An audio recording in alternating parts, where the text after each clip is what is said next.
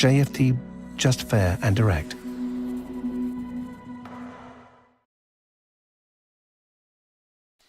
Okay, hello and good morning everyone. Welcome to JFD Traders Espresso with me, Darius Anucauskas. Today's the 23rd of March 2021.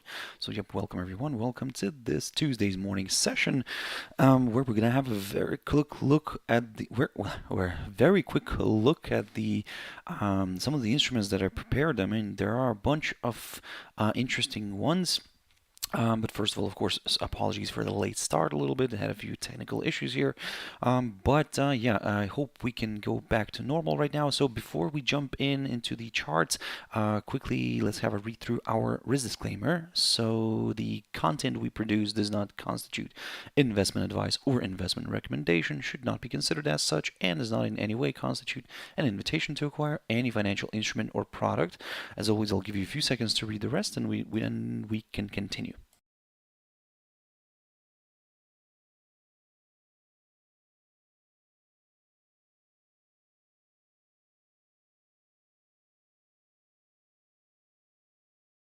Okay, also just before we jump into the charts, quick mentioning of our JFD YouTube channel, to which you can always subscribe to in order not to miss any of our upcoming videos, and of course our JFDbank.com, and click on the research tab right there on the top, guys. So now then, okay, this is loading up here a little bit, so yeah, but I think you got the message.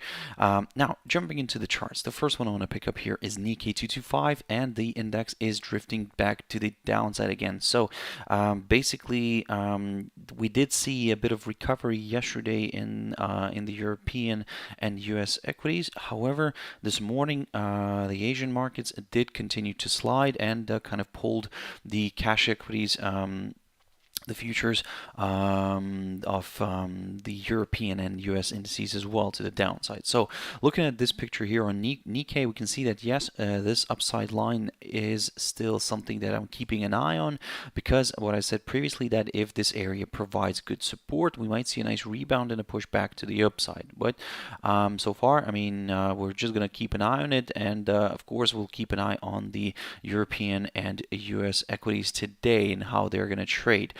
For now, basically, the idea here on Nikkei is that we might see a rebound. However, if this upside line gets broken, then, well, a further decline here could be possible, especially if the price falls below the 28,325 territory. Hong Kong's Hang Seng index, and this one is quite interesting as well, because, well, I mean, the index is still open, it's still running, but most important is that it's near this lowest point, the current lowest point of March, near the 28,326 territory. So we are at a very interesting spot, guys, and most importantly, we have managed to break all of these EMAs, or actually, so I should say, the first two here, and well, I mean, we took out this one, the shorter term one. We can get rid of it. We took out this as well, the one drawn from the low of the 30th of October, but we will probably reuse it, not probably, but we will definitely reuse it and draw it this way. It's another tentative line, a downside one, but nevertheless, we'll keep an eye on it. Another line that we're keeping an eye on is this one right here, the medium-term tentative upside support line drawn from the low the 25th of September, which we're coming very close to. And of course, the big question here is, can we see a drop below this? Now, if we, for example, ignore this upside line, well, then we'll see ourselves here a nice potential descending triangle pattern, which of course tends to break to the downside. And I'll get to one of the other instruments here, and I'll kind of show you that this is something to kind of keep in mind, and because it does tend to work out. Now, however, guys, if you want to go for some lower areas, still probably wait for that push through this barrier, through this hurdle, the 20 28,326 and break of this upside line. Yep, all this combination could open the door towards slightly lower areas, and then we could take it from there. For the upside, we need to see a break of this downside line and a push above the 29,550 territory in order to get a little bit more excited with the upside. The S&P 500. So this is what I said, that yesterday the index closed in positive territory, did push higher. However, it failed to stay above the highest point of February here near the 3,950 territory. So I spoke about this previously. MT4.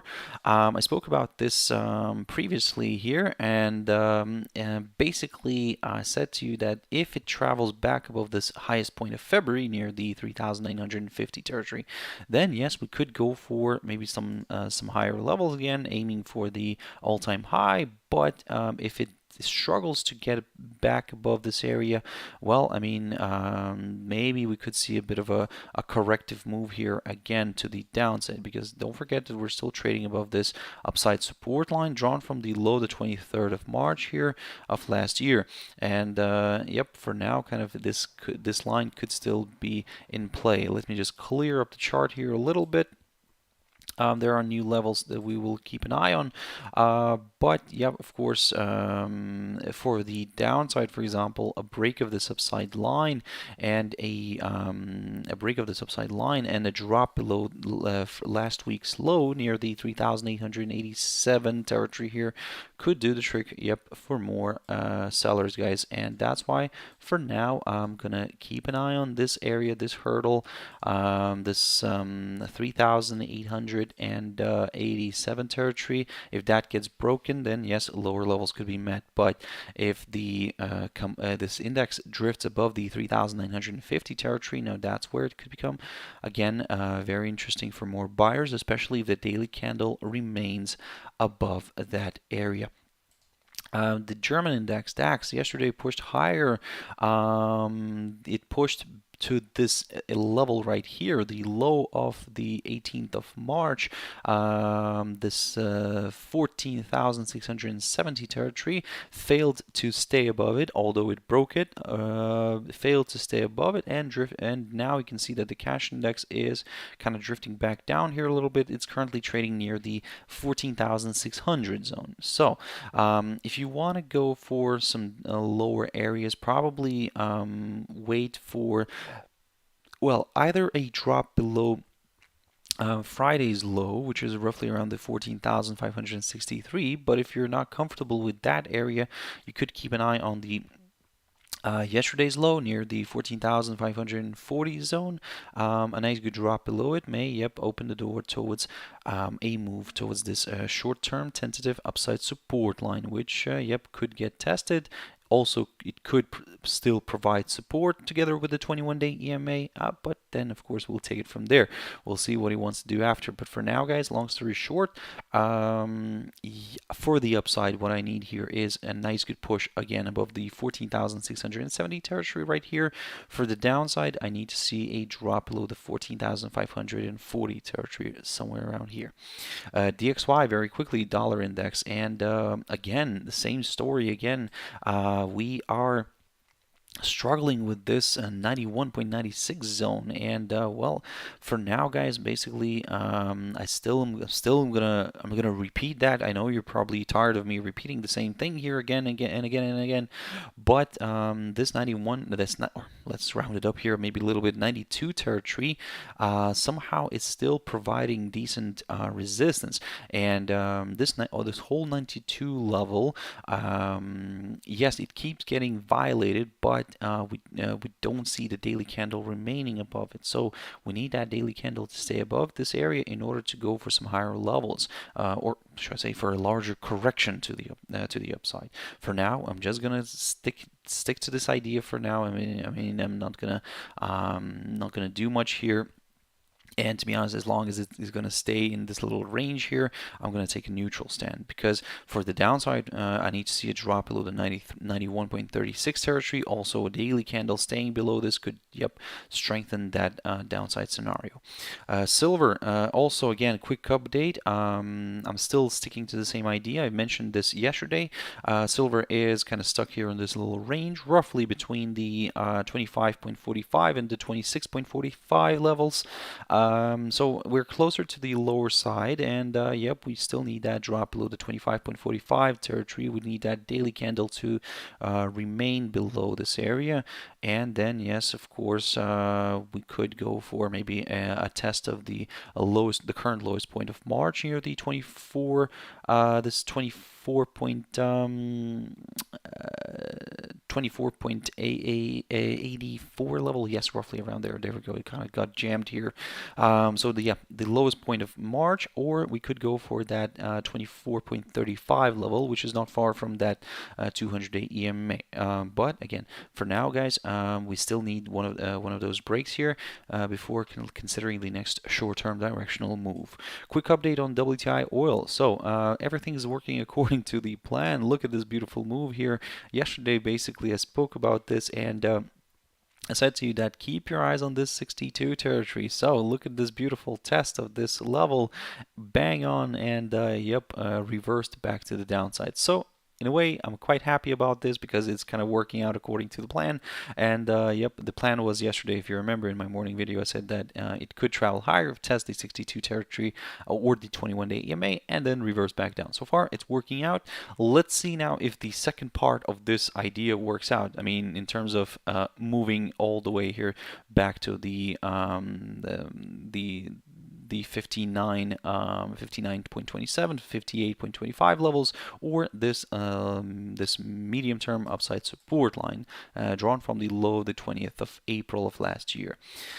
If the commodity instead pushes above the 21-day EMA, then of course we'll aim for this downside line, a break of which is needed in order to go for higher levels. But if it holds, then well, I'll pick up on that one again. Maybe we'll see a nice reversal back down. But how, again, I'm not gonna say anything around that. If we do reach this downside line, I'll pick up on this because, again, it'll depend how everything is going to be shaping up here in the market.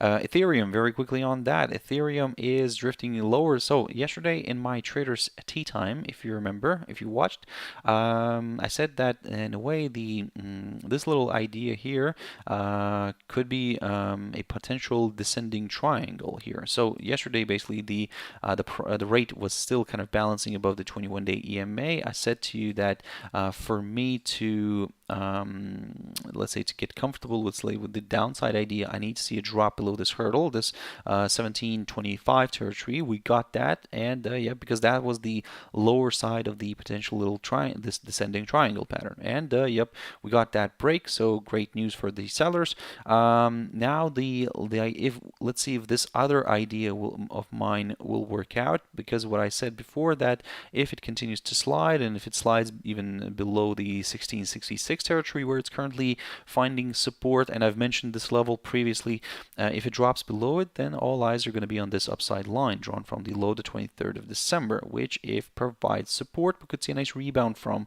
we could see maybe a nice push higher. But again, let's not rush into anything. For now, from the very short-term perspective, I'm leaning a little bit more towards the downside on this one, but only up until this upside line, and then we'll take it from there, guys. For the if in case this pair this pair decides to, because we're looking at ETH against USD, decides to break this downside line and pushes higher, then yes, of course, higher levels could be met. Now jumping into a few pairs. This is something that I'll probably try to fly through quicker. We did because there's a bunch of interesting pairs here that I wanted to pick up on. So basically, we are seeing AUD/CHF drifting to the downside this morning, and we, of course, yesterday it was also moving lower. And yesterday I've mentioned this I've mentioned this pair in my trader's tea time, and basically the idea here was that I said that if we get a drop below this hurdle here, the 0.7144, then yes, we could go for the lower levels also, especially if it also breaks the 21-day EMA. And you can see that this is what's happening here. Basically the idea here was that we could be seeing here maybe a little double top pattern with the neckline being this one, the 0.7144, and yep, everything seems to be kind of working out nicely here. But the most worrying thing here for now is the fact that AUD-CHF is kind of seen as that risk, together with the AUD-JPY is seen as that a risk monitoring pair. And well, I mean, whenever it goes down, that means that the markets tend to turn to a risk off environment. So at the moment, I'm not of course kind of becoming a huge bear here, no, but something to consider that we might see maybe a bit of more declines here, and maybe also in the equity world, but again, that's a bit of a tricky one for now. So for now, on this specific pair, what I'm keeping an eye on here is, of course, this little level right here, the low of the 5th of March, near the 0.7088 level, which we are approaching rapidly.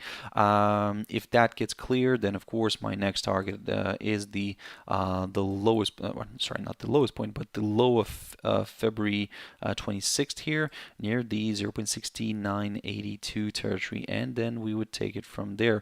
And by the way, this is probably this is what the I need to mark here, because the 0.6981 zone. There we go. That marks the high of the 15th of February, the high near the high of the 18th of February, and near the low of the 26th of February. So a very important level right here. But in order to reach that, we need to see first a break below the 0.7088 zone.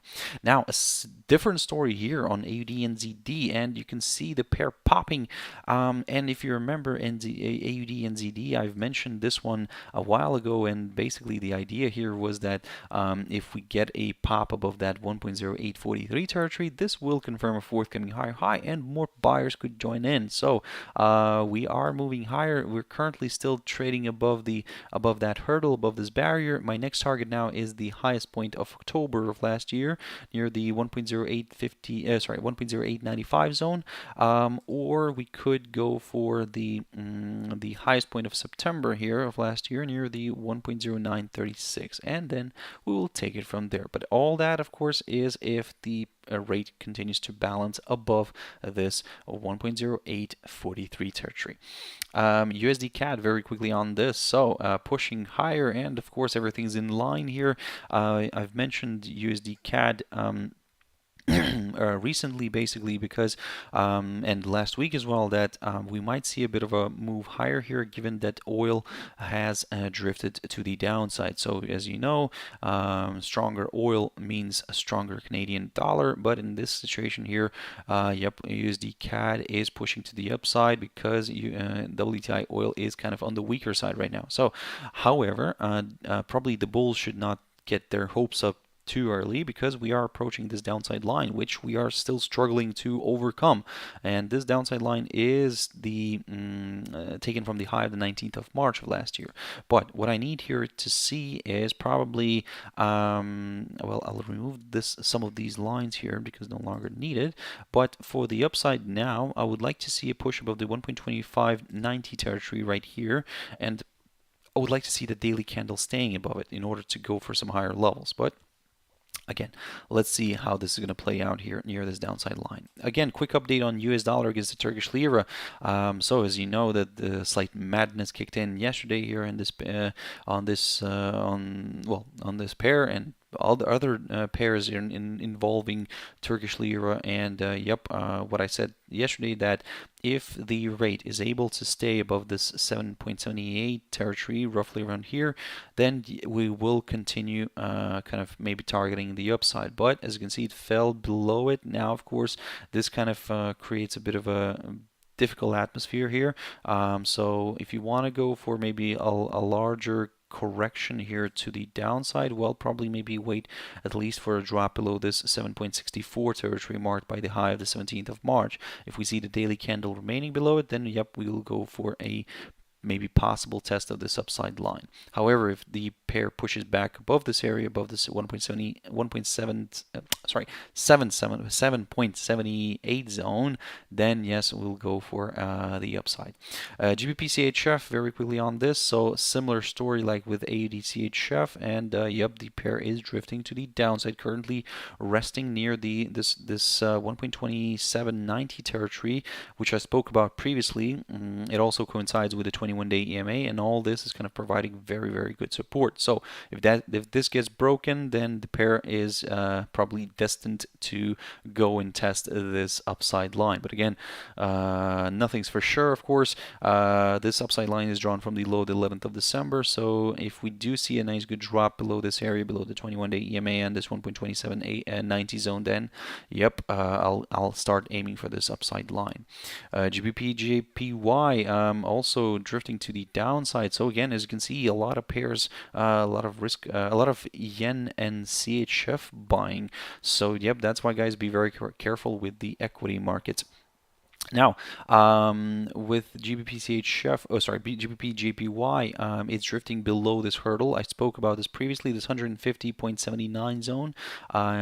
This is what I was looking for in order to go for lower areas. I needed to see a nice good break below it, and most important, I needed to see a daily candle staying below it. So, although this morning we're seeing yes, this pair pushing further south, however, let's wait for the daily candle, because again, I mean, we had a few breaks here, but we kind of failed to remain below this area. So that's why I'd be very careful with that, guys. If suddenly this reverses sharply back to the upside, then, well, I mean, we could start maybe aiming for some higher levels again.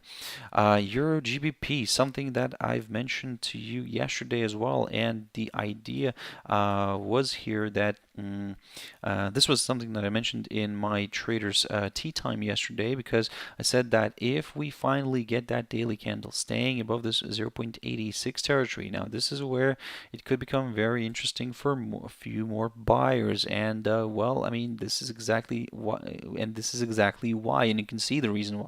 So we're currently sitting near this 21-day EMA, but if the buyers are able to lift this one higher and then maybe push, let me just get rid of some of these lines here, and then maybe push the rate above yesterday's high near the 0.8628 zone, that's where it could become very interesting for more buyers, guys. And yep, we could go for that 23.6% retracement on the Fibonacci, which is roughly around that 0.87 mark.